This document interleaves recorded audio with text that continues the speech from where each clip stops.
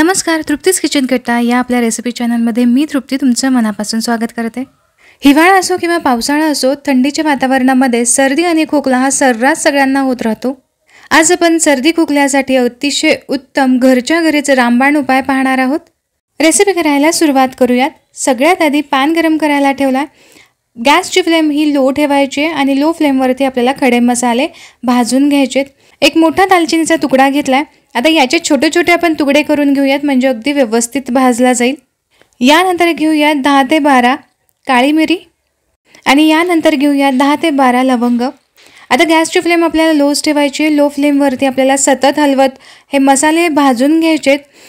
हे मसाले भाजण्याचा फक्त एकच उद्देश आहे की जेव्हा आपण मिक्सरमधून बारीक करू किंवा कुटून घेऊ अशा वेळेस हे लगेचच कुटले जातील। या मसाल्यांमध्ये मॉइश्चर असतं, त्यामुळे हे सहजासहजी लगेचच कुटले जात नाही किंवा बारीक होत नाही। म्हणून फक्त हाताला चटका बसेल इतपत हे गरम झालं की लगेचच गॅसची फ्लेम बंद करायची। आणखीन एक गोष्ट लक्षात ठेवायची की हे खूप जास्त आपल्याला भाजून न घेता यातले जे इसेन्शियल ऑइल्स आहेत हे आपल्याला काढून टाकायचे नाही। इथे तुम्ही पाहू शकता की अगदी 1 मिनिटभरामध्ये हे मी भाजून घेतले। गॅसची फ्लेम बंद केली। थंड झाल्यानंतर आता हे आपण मिक्सरमधून किंवा खलबत्त्यामध्ये कुटून आपल्याला हे बारीक करून घ्यायचं आहे। आता यानंतर आपल्याला आलं घ्यायचं आहे। इथे मी 100 ग्रॅम आलं घेतलेलं आहे। आता सगळ्यात आधी हे आलं मी स्वच्छ धुवून घेतलेलं आहे, पुसून घेतलेलं आहे। आता सगळ्यात आधी या आल्यावरची जी साल आहे ती आपल्याला काढून टाकायची आहे। ही साल आपल्याला बिलकुल वापरायची नाही। जितकं आलं स्वच्छ करून घेता येईल तितकं आपल्याला हे स्वच्छ करून घ्यायचं आहे। इथे तुम्ही पाहू शकता की आल्यावरची सगळी स्किन मी काढून घेतलेली आहे, स्वच्छ आलं करून घेतलेलं आहे। आता यानंतर आपल्याला आलं चिरून घ्यायचं आहे। आपल्याला हे आलं मिक्सरमधून बारीक करून घ्यायचं आहे। यासाठी तुम्ही असं रफली हे चिरून घेतलं तरी देखील चालेल। आल्याचे मी इथे मोठे मोठे काप करून घेतलेत। आता यानंतर आपण आलं हे मिक्सरच्या भांड्यामध्ये घालूयात आणि याची बारीक अशी पेस्ट तयार करून घेऊयात। इकडे मी पॅन गरम करायला ठेवला आहे आणि जी आल्याची पेस्ट आपण तयार करून घेतली ती सगळी याच्यामध्ये घालून घेऊयात। आल्याची पेस्ट करताना अजिबात पाण्याचा वापर करायचा नाहीये। आल्याची पेस्ट मी सगळी पॅनमध्ये काढून घेतली। गॅसची फ्लेम आपल्याला लो ठेवायची आणि लो फ्लेमवरती 1 मिनिटभरासाठी हे आलं परतून घ्यायचं आहे। आल्याची पेस्ट 1 मिनिटभरासाठी मी परतून घेतली। गॅसची फ्लेम लोच आहे। आता यानंतर आपण याच्यामध्ये गूळ घालूयात। 100 ग्रॅम मी इथं आल्याचे तुकडे घेतले होते। आता इथे आपण 200 ग्रॅम गूळ घालणार आहोत। काळ्या गुळाची पौष्टिकता आणि केशरी गुळाचा गोडवा मी इथे वापरलेला आहे। दोन्ही मिळून इथे मी 200 ग्रॅम गूळ वापरलेला आहे। तुम्हाला यापैकी कुठलाही एखादा गूळ वापरायचा असेल तरी देखील चालेल।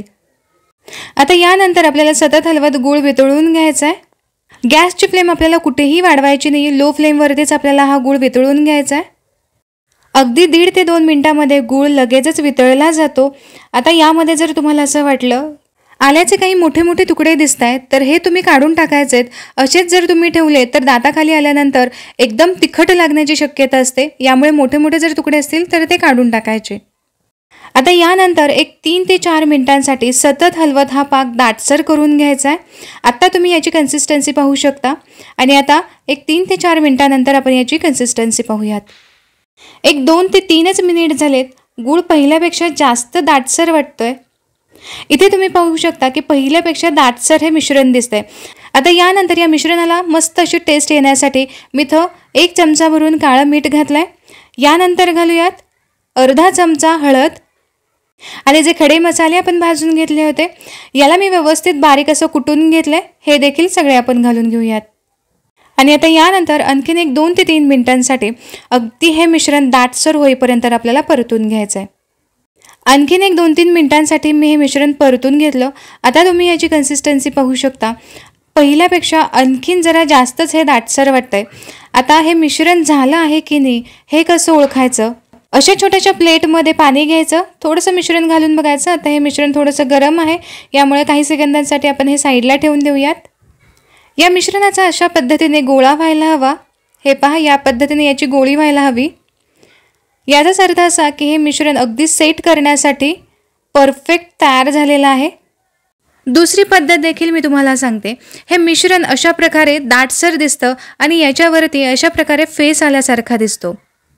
जेव्हा अशा प्रकारे मिश्रणावरती फेस येईल तेव्हा समजायचं की हे मिश्रण सेट करण्यासाठी तयार आहे आणि याचा अशा प्रकारे हलकासा गोळा तयार व्हायला सुरुवात होतो।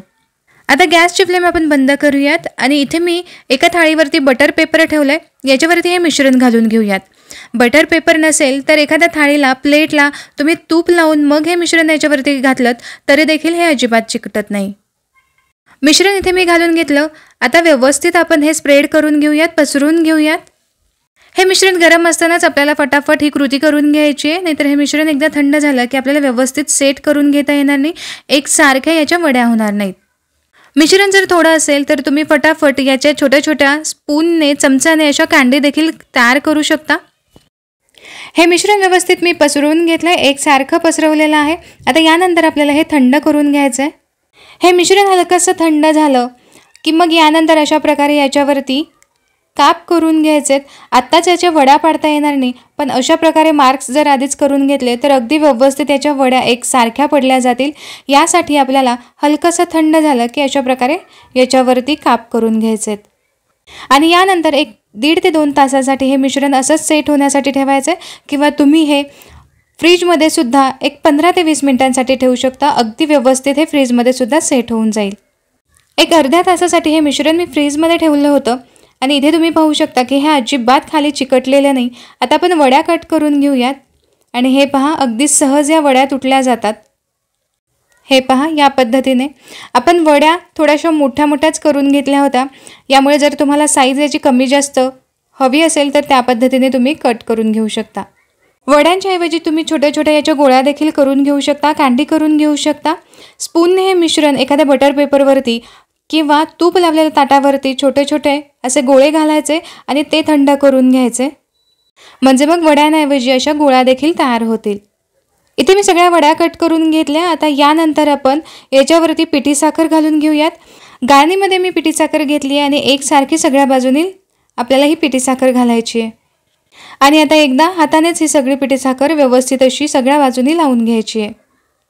इथे मी थोडंसं जास्त तिखट ठेवले. गोडाचं प्रमाण जर तुम्हाला वाढवायचं असेल, गूळ जर तुम्हाला जास्त घ्यायचं असेल तर तुम्ही इथे घेऊ शकता, पण गुळाऐवजी अजिबात इथे साखर वापरायची नाही. आणि आता यानंतर एखाद्या हवाबंद डब्यामध्ये किंवा बरणीमध्ये या वड्या घालून घ्यायच्यात आणि तुमच्या डायनिंग टेबलवरती किंवा दिसेल अशा जागी ठेवायचे, म्हणजे मग येता जाता या वड्या खाल्ल्या जातील आणि सर्दी खोकला, घसादुखी यापासून तुम्हाला आराम भेटेल. बऱ्याचदा काढा बनवलाच जातो असं काही नाही. बऱ्याचदा वेळ नसतो किंवा काही कारणास्तव आपल्याला काढा बनवता येत नाही. मग अशा वेळेस इन्स्टंट हा काढा येता जाता खाऊ शकता.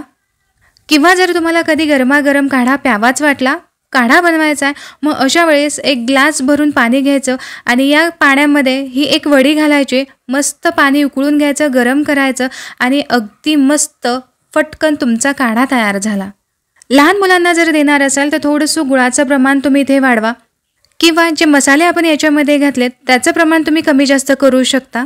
पण ही वडी तुम्ही लहानांपासून मोठ्यांपर्यंत आणि मोठ्यांपासून वयोवृद्धांपर्यंत तुम्ही कोणालाही खाऊ घालू शकता. आशा करते की ही आजची रेसिपी तुम्हाला उपयुक्त वाटली असेल. उपयुक्त वाटली तर नक्की लाईक करा, कमेंट करून मला नक्की कळवा की ही आजची रेसिपी रामबाण उपाय तुम्हाला कसा वाटला. चॅनलवरती नवीन असाल किंवा तुम्ही अजूनही सबस्क्राईब केले नसेल तर प्लीज सबस्क्राईब करा. शेजारी बेल आयकन आहे, बेल आयकनसुद्धा ऑलवरती ठेवा, म्हणजे मी पोस्ट केलेल्या सगळ्या व्हिडिओंची नोटिफिकेशन तुमच्यापर्यंत येतील आणि तुम्ही एकही व्हिडिओ मिस करणार नाही. तुमच्या मित्रपरिवारांमध्ये हा व्हिडिओ शेअर करा. पुन्हा व्हिडिओ अशाच एका मस्त रेसिपीसोबत. तोपर्यंत स्वस्थ रहा आणि मस्त मस्त खात रहा.